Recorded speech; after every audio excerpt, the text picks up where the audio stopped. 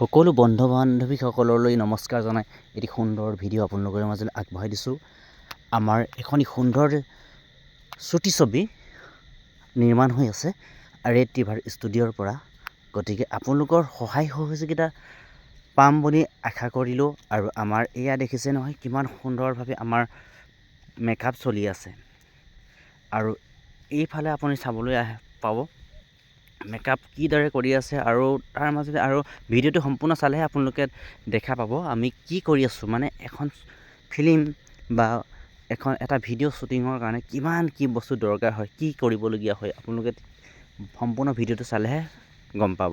যদি ভিডিঅ'টো নাচায় তেতিয়াহ'লে একো বুজি নাপাব। গতিকে মই ভাবোঁ আপোনালোকে নিশ্চয় ভিডিঅ'টো চাব, আৰু ভিডিঅ'টো চালেহে দেখা পাব কি কৰিব লগা হয় বা কি কৰিলে কৰিব লগা হয় এটি ভিডিঅ' বা বনাবলৈ। আমি আপোনালোকে আপোনালোকৰ মাজত এটা আমাৰ শ্বৰ্ট লৈ থকা ভিডিঅ' আপোনালোকৰ মাজতে আমি মানে দেখুৱাবলৈ মই যত্ন কৰিছোঁ। গতিকে আপোনালোকে চালে বুজিব এটা আমাৰ সুন্দৰ শ্বৰ্ট ল'বলৈ মানে গৈ আছে কেমেৰামেন।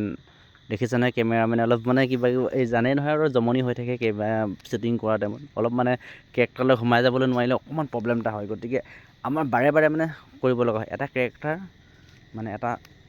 এটা কেৰেক্টাৰ কৰিব গ'লে সেই চিনটোকে দুবাৰ তিনিবাৰ কৰিব লগা হয়। গতিকে তেওঁলোকক বুজাবলগীয়া হৈছে, ক'বলগীয়া হৈছে। গতিকে আৰু কিছুমান দৰ্শকো আছে বহুত, আমাৰ দৰ্শকো বহুত আছে, দৰ্শকবিলাকো চাই আছে। আৰু কিছুমানেতো হুলস্থুল কৰি থাকে জানেই।